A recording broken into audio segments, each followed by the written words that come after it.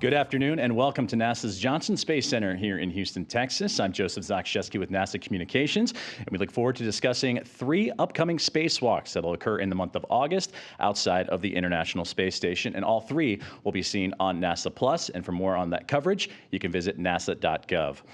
For media members that are joining us today for our conversations, you can join the queue by joining and hitting *1, and then to retract your question, you can use *2. Now, as we discuss these programmatic and operations significance of these spacewalks that will be coming up again in the month of August, joining us to discuss these on our panel are Bill Spetch, Deputy Manager of Commercial Low Earth Orbit Program, Chris Dobbins, Space Flight Director, and Chloe Mehring, a Spacewalk Flight Director. Now again, if you wish to join the queue at any point during today's conversation, you can use *1 for our media members on the phone lines and *2 to retract your question. With that, we'll begin with some opening remarks from Bill Spetch. All right. Thank you. And thank you everyone for joining us today. We really appreciate your interest in our efforts in low Earth orbit and the International Space Station. And we look forward to discussing this upcoming series of spacewalks. It's been an exciting couple of weeks in the space station operations. Of course, Anil Menon launched just a couple weeks ago, and he's getting settled into space station life and has begun contributing to science and research investigations on board. Just last weekend, Chris Williams returned on the Soyuz after spending 241 days in space as part of his first space flight. He's doing well and has returned to Houston to begin his post-flight recovery period. Thanks to all the teams who supported both the launch and the landings and all aspects of these missions. Looking ahead, throughout the month of August, the team will remain busy as they conduct and support these spacewalks that we have coming up. U.S. spacewalks 96, 97, and 98 will be the 281st, 282nd, and 283rd conducted in support of space station assembly, operations, and maintenance. So on Thursday, August 6th, we'll conduct our first spacewalk, Spacewalks 96. The first spacewalk is scheduled for Jessica Meir and Anil Menon to exit the Quest airlock and install hardware that will modify the station's 3B power channel and prepare it for the future installation of a rollout solar array, or IROSA. The solar array, scheduled for delivery later this year, will provide additional power to support critical station operations, including its safe and controlled deorbit. Spacewalks will be the 6th for Jessica and the 1st for Anil. Then, a week later, Thursday, August 13th, we will do U.S. Spacewalk 97. We'll have 2 astronauts go outside and replace a space-to-ground antenna for the orbital complex. The antenna that we will be replacing is a critical communication system that we use to transmit data and high-speed communication between mission control in Houston and the space station. Then we'll follow that up on Thursday, August 25th, with the 3rd and final spacewalk for this series. We'll have 2 crew members connect power channel cables, data relay systems as part of ongoing maintenance, including preparations for the space station's future deorbit. The astronauts will also replace a navigational aid that is used for spacecraft docking on the Harmony module's forward port. We will share additional details about Spacewalks 97 and 98, including timing, assigned crews, and coverage information as we get closer to each of those. Beyond these spacewalks, we have a busy fall and winter ahead. Early in September, we'll have our next Progress Exchange, where we will launch and dock 96 Progress to the Russian segment of the International Space Station. Then in mid-September, we'll begin our crew exchange for the next Crew 13 mission. That mission will carry NASA astronauts Jessica Watkins and Luke Delaney, CSA astronaut Josh Kutrick, and Roscosmos cosmonaut Sergei Tetryatikov aboard the SpaceX Dragon spacecraft launched on a Falcon 9 rocket. Their work in orbit will advance critical science and technology that supports exploration of the Moon, Mars, and benefits life here on Earth. Then in the fall, we'll get into our next commercial resupply mission from SpaceX, CRS-35. That mission is targeted to launch more than 7,200 pounds of cargo and payloads, including the International Space Station rollout solar arrays that we just talked about. That launch will occur from Space Launch Complex 40. And then looking farther ahead, as we get into the winter, NASA's Northrop Grumman Commercial Resupply Services 25 mission is targeted to launch towards the end of this year. To give us a little bit more about each of these spacewalks, I'll turn it over to our flight directors here, starting with Chris Dobbins. Thank you, Bill, and thank you all for your interest in our EVAs and the space station operations later this summer and this fall. Earlier this year in March, our Spacewalk flight director, Ronak Dave, for the EVA 96, the solar array mod kit upgrade EVA for Channel 3 Bravo, was already briefed in great detail, so I'll just give a few words to remind everyone of that EVA. If we go to the slide with the solar arrays on it, that would be great. We'll be installing the final mod kit for the rollout solar arrays, setting up for the EVAs once commercial resupply mission 35, SpaceX 35, arrives later this year, so that we can install our final 2 solar arrays. Also on this EVA, the crew will be relocating some equipment to help optimize those solar array EVAs, as well as the ones later in August to repair the antenna and to perform the upgrades and modifications on the triple jump EVA. As Bill mentioned, the crew for EVA 96 will be Jessica Meir as EV1. She'll be wearing the red stripe on her suit to identify her, and EV2 will be Anil Menon wearing an unmarked suit.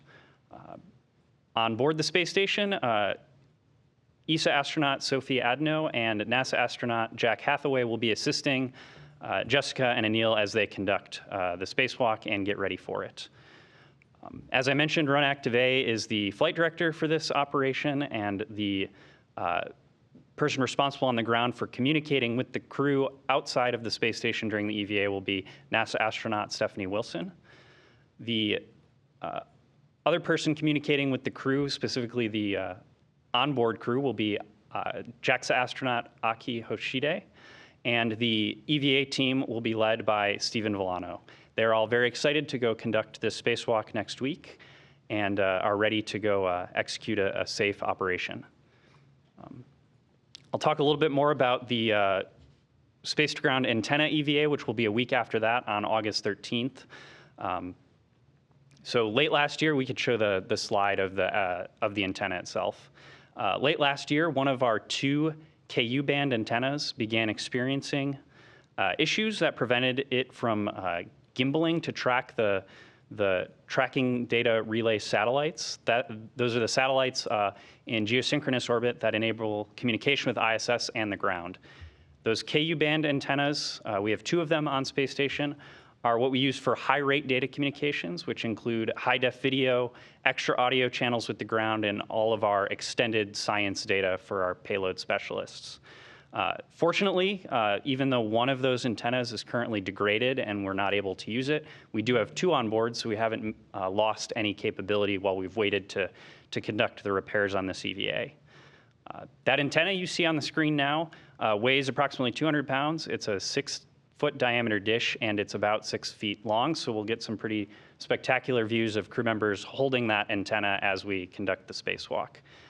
The spare we're replacing it with arrived on a space shuttle mission back in 2009, STS-127, and the current active antenna that is degraded we're replacing arrived in 2010, and it's lived a long and healthy life.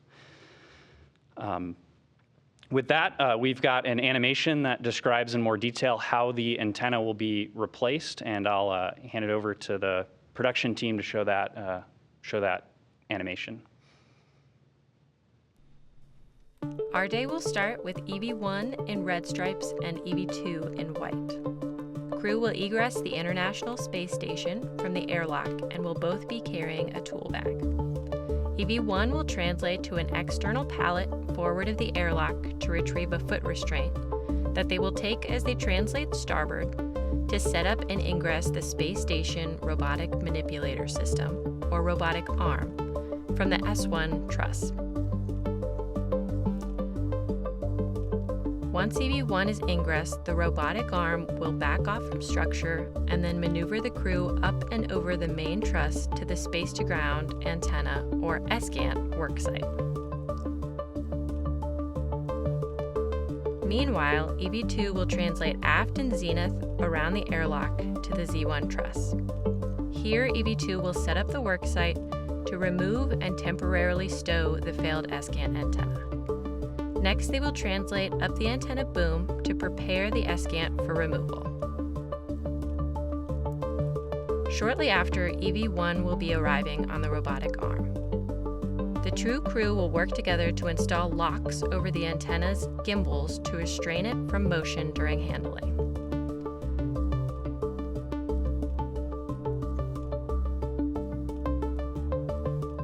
Next, EV1 will demate two electrical connectors. The crew will then work together to release 4 bolts holding the antenna to the boom. EV1 will remove the escant from the boom back away from the worksite. EV2 will translate down the boom to the temp stow location. EV1 will hand the antenna to EV2, who will install it in a temporary stowage location. From here, the crew will maneuver starboard for the retrieval of the spare antenna. EV1 will fly to the worksite on the robotic arm and begin the release of 2 bolts.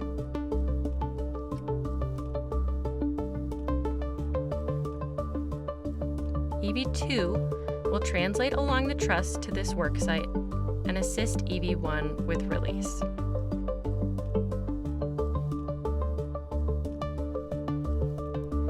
EV1 will retrieve the spare antenna from its housing, and the robotic arm will fly back to the install location on the Z1 truss.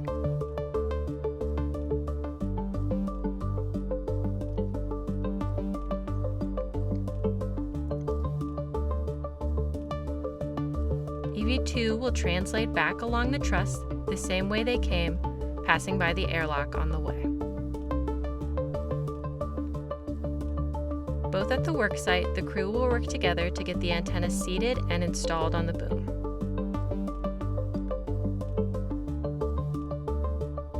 Next, the two crew will release and remove the 2 locks from the spare antenna's gimbals and install a thermal cover.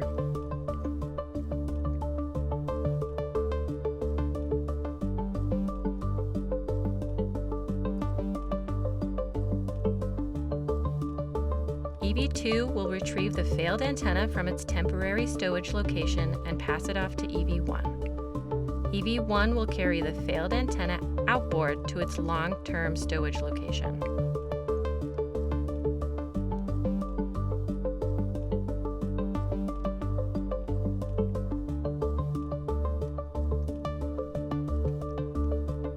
EV2 will work to clean up the Z1 worksite before heading back outboard. EV2 will drop off the tool bag at the airlock before continuing translation to the failed antenna install. Crew will work together to get the failed antenna stowed and 2 bolts installed.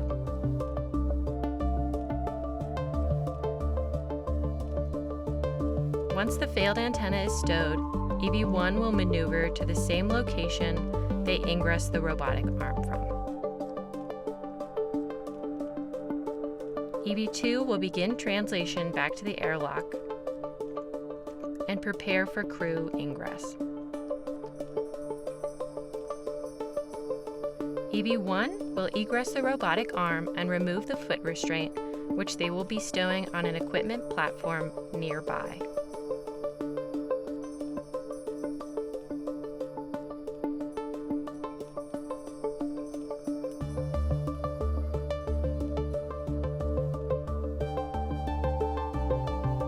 EV1 will then translate back to the airlock, where crew will ingress the International Space Station with their tool bags to finish out their planned 6-hour and 30-minute EVA.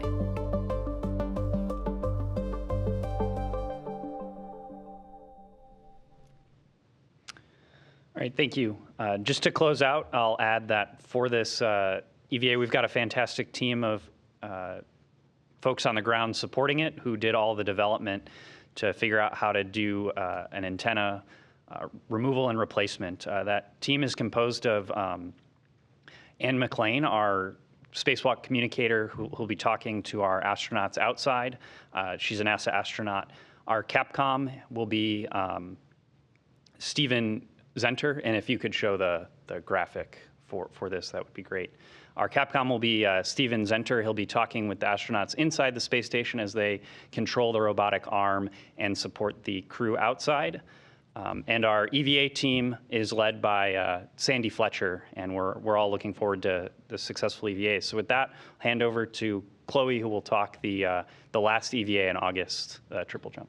Yep, thank you very much, Chris. And thank you all for your attendance and interest today. I'm going to start off talking about the team for this EVA, which we've titled the Triple Jump EVA. It is an upgrades EVA, so these are items that are things we will want to get done. It doesn't necessarily have a high priority to get done today, but we've got a great opportunity to get it done. So with that, this EVA has moved around quite a bit. So I'd really like to thank the entire Triple Jump team for handing over a really great EVA timeline to me, and to the former lead flight director, Heidi Brewer, who is now our increment lead flight director. So I will be taking over the task from her. So we can go to the team slide for EVA 98. The team includes our ground IV, who will be the main voice of the crew during the EVA, is astronaut Mark Vandehei. He's been in training the entire time and working with the team as it's progressed through the timeline. Our Capcom, who will be talking to the crew inside, is Tess Caswell. And our lead EVA flight controller is Sandy Moore. And our main task is Tanner Burns. So I'd really like to thank them for all the work on the timeline. So this really is almost two independent timelines between our EV1 and EV2. As you saw for Chris's EVA, the team is working together really closely on one main task. This one, we have a lot of things that we'd like to accomplish, but we do have a couple priority items. The first one being the No2 forward retroreflector. This is going to be performed by EV1. There are reflectors around station which are used by visiting vehicles to help with the relative navigation as they're approaching its targeted docking port. So we have noticed some residue buildup on these retroreflectors over time from thruster combustion products from our visiting vehicles. So they do need to be replaced because sometimes the vehicles cannot lock onto them. The No2 Zenith was replaced by Sunny Williams during increment 72. That was done at like I mentioned, the Zenith port. For us, there is no visiting vehicle on this port. When she did hers, there was a visiting vehicle there. So I'd say it's going to be a little bit different for us, but hopefully a bit easier. Our next priority is related to the Alpha Magnetic Spectrometer Payload, or AMS. This was launched in 2011 on STS-134. Over time, with the thermal environment changes that occur in space, this has caused materials to relax over time so that the radiator is no longer firmly up against the power units inside of AMS. So we are seeing a decrease in our heat rejection capability on AMS. There is 46 bolts that EV2 will be going ahead and torquing down to try to bring those two pieces of material closer together to help the heat rejection and to help continue the lifespan of AMS. This one, the crew member will be on the robotic arm, which means the two crew members who are not on the spacewalk will be inside manipulating the arm for that crew member. There are also what we call AMS guide studs that we are going to be adding to the corners of where those 46 bolts are. This is going to allow us to install a new radiator as we do some AMS upgrades, which will occur in the not too distant future. And then finally, why the EVA is called Triple Jump. We are going to be connecting jumpers. We have electrical as well as some fluid connectors that are going to help station. So the electrical jumpers, we're going to install one at S4 and one at S6. This is going to help us just improve our redundancy in the event there's any type of failure within our power systems on station. The other line that we'll be installing is for the photovoltaic thermal control system, or PVTCS. This is what we use to cool electrical components out at our power channels outside of station. So we'll be installing two jumpers. They're going to have nitrogen in the lines, and they'll be set up for a future EVA where we're going to go ahead and push ammonia through these lines to give another radiator path for cooling for station. So with that, there are a couple other tasks that you're going to hear about in the animation. I won't get into those details. Instead, I'll cut it right over to the production team to go into the animation. US EVA 98 will begin at the Quest airlock. EV1, noted by the red stripes, will egress first and perform some bag swaps, temporarily stowing them on the outside of station. EV1 will then receive crew lock bag for reverse task to on our BRT, temporarily hold EV2. egresses, help her install in our BRT, and close up the airlock. EV1, you will then head on out to the Node 2 forward reflector worksite, pausing temporarily to drop her fair lead hook, and then heading out to the international docking adapter. Pause momentarily to pull a lever aft and take some photos, stow bag, and prep for reflector release. There are 3 Fairchild fasteners released by hand, carefully to not strip them. Stow that reflector in a wipe to protect the reflector back inside, and then install the new reflector. Again, 3 Fairchild fasteners. And then remove a tape cover, stow that all back in the bag, and then back inboard, pausing momentarily to re-engage the safing, apply power to the international docking adapter, and back to the airlock. Stow a tool needed in a different task in a different bag. EV2 will then head outboard to S1, stow a large ORU bag with the high-def camera, and prep for arm setup.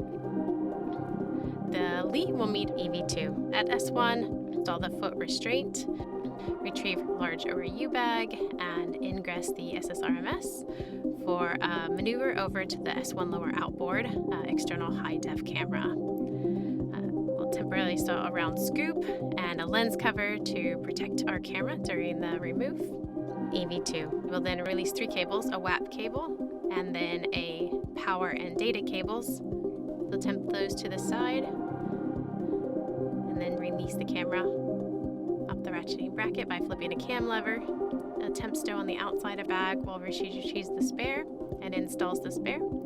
And then power and data are applied, followed by the WAP cable. Retrieving the hardware from the new, looking at the cable routing, and then back to S1. Egress, and head back to the airlock to stow the large ORU bag, protecting the thermocock of the camera. Retrieve a crew lock bag needed for AMS activities. Head back to location at S1 and re-egress the SSRMS. EV1 will then stop at the airlock, drop off bag and EGT while retrieving a microorganisms caddy. Do a couple of different experiments looking for extremophiles on the outside of station, including handrails, gloved hand, the thermal cover, out for here on the lab at a CO2 vent.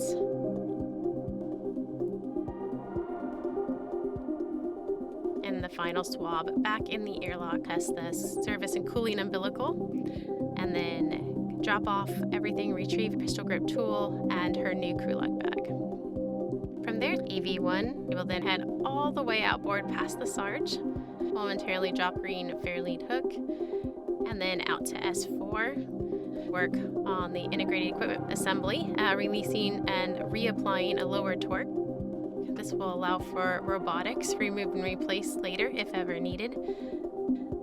Joe tools, retrieve bag, and continue outboard. EV2 will then take an amazing flyover the S1 truss over to the AMS worksite, going to drive 46 bolts to pull the wake radiator in tight to AMS.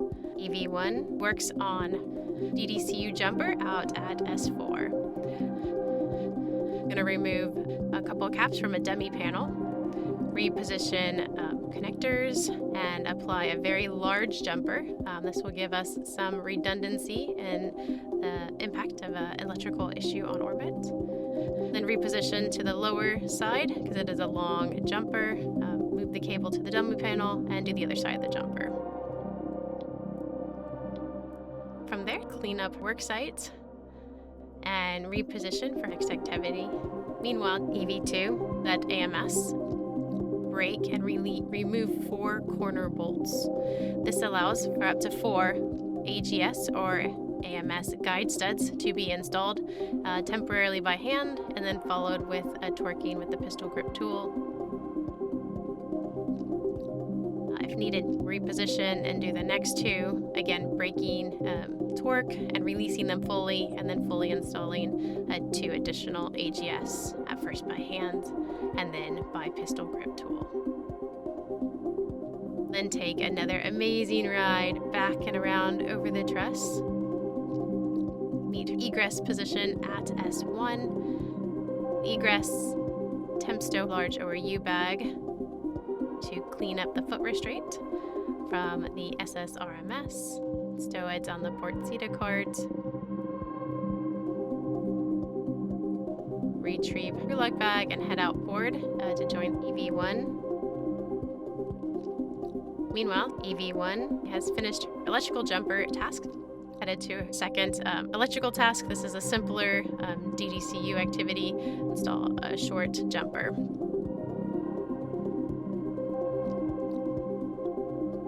Meanwhile, EV2 will head outboard for a fluid jumper.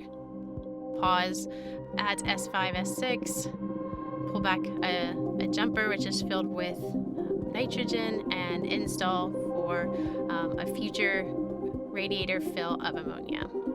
After completing her electrical task, EV1, we will then pause one more time to do one more jumper. Again, this is a fluid jumper filled with nitrogen. Gonna cross it over from S5 over to S4. And this sets up for a future EVA for radiator fill. Both crew will meet back at the airlock for a successful conclusion of EVA 98.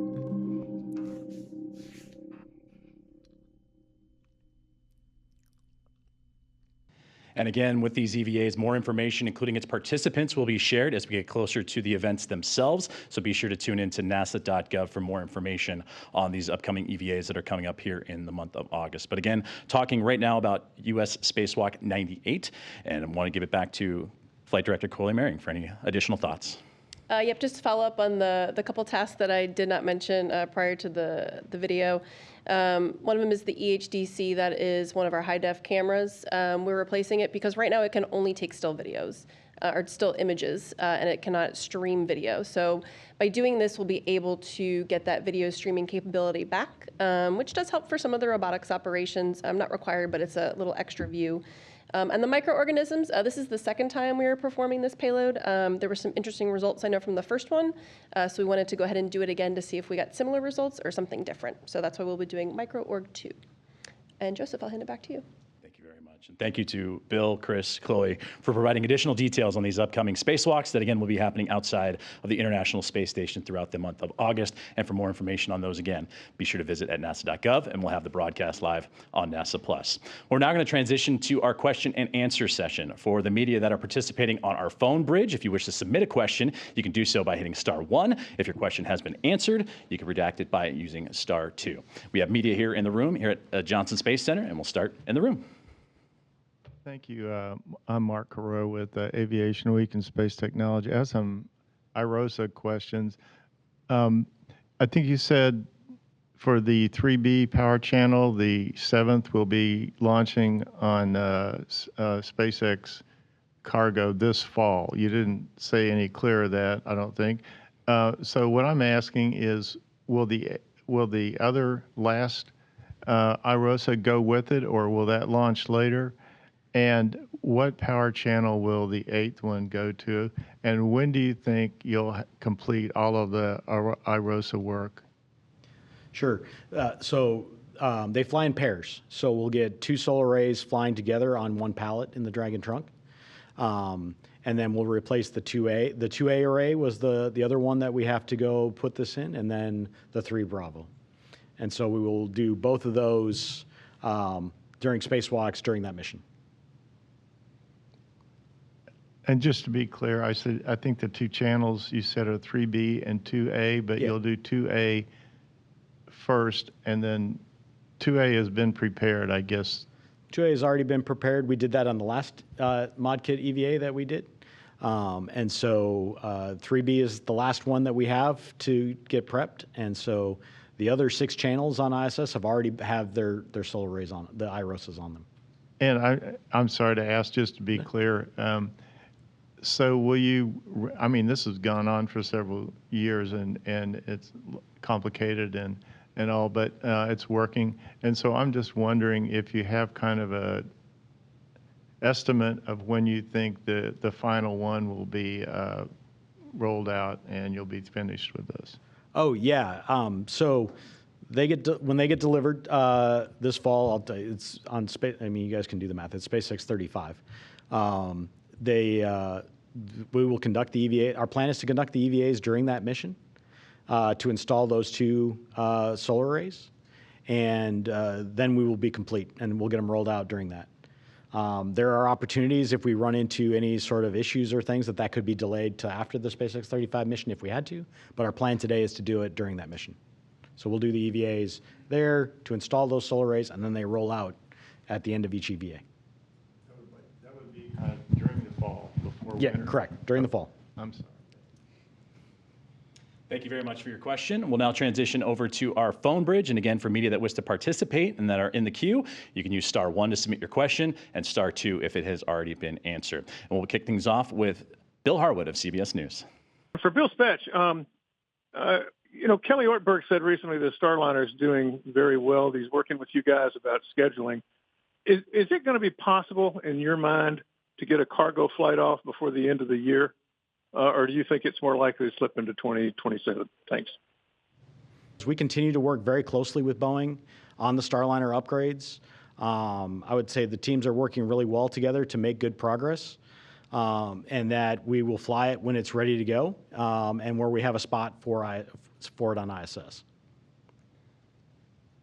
Thank you very much for that question. And again, that was our last question that we had on the phone bridge. And again, for these upcoming EVAs throughout the month of August, you can find out more information, including the participants for those EVAs at nasa.gov as they are announced, with the first one coming up on Thursday, August 6th.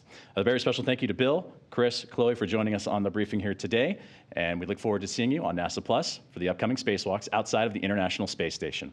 Have a great day.